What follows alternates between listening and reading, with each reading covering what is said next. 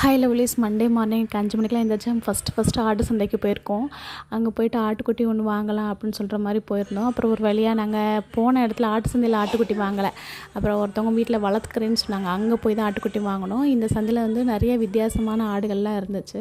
இங்கே ஏன் வாங்கலை அப்படின்னா, வயிற்றில் வந்து தண்ணி நல்லா முட்டை முட்டை வச்சுட்டா அதுக்கப்புறம் சேல்ஸ் பண்ணுறேன் அப்படின்னு சொன்னாங்க. ஒரு தாயும் குட்டி இருந்துச்சு. அது பார்க்கவே ரொம்ப கஷ்டமாக இருந்துச்சு.